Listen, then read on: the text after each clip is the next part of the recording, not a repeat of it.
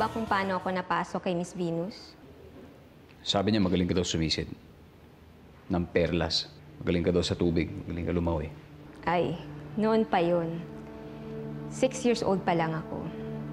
Nung nagdalaga ako, pumasok ako sa kumbento. Oh? Sagmadre ka? I know, right? Kaya nga lumabas rin ako eh. Dahil na-realize ko na hindi para sa akin ang mundo ng religious.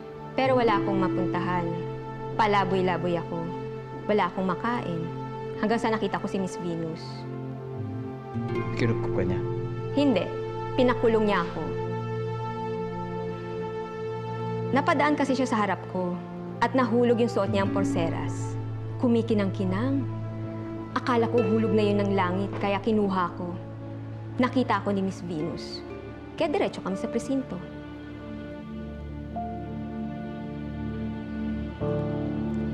Nung nasa bilangguan ako, dinalaw niya ako. Dinala niya ako ng pagkain. Sinabi niya sa akin na kailangan daw nila ng katulong. Sabi ko sa kanya, handa ako magtrabaho sa kanila kahit walang sweldo. Basta iatras lang niya ang kaso. Kaya sabay na kaming umuwi noon. 10 years ago yun. Hanggang ngayon, wala pa rin ako sweldo. Interesting yung kwento mo, ah. Ganda. Pero, anong kinalaman nun sa pinagdadaanan ko?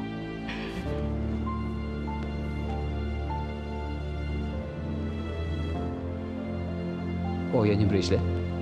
Binigay niya sa akin ito noon. Nung isang taon na ako dito.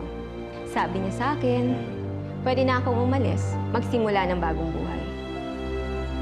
Alam mo ba kung magkano to, Pepe? 10,000? Ang cheap! Tingnan mo nga mabuti. Ilan? 4.6 million pesos ito nung pina-appraise ko. At 2 years ago pa yun. Pwedeng-pwede na akong umalis. Pwede na akong mamuhay bilang ex-madre, ex-convict, multi-millionaire, pero hindi ko ginawa. Okay. So, Ang point ko lang, Pepe, hindi mahirap mahalin si Miss Venus. At kapag minahal mo siya, malalaman mo na hindi mo siya kayang iwan. Kaya ito, #, may forever ako sa pagiging yaya niya.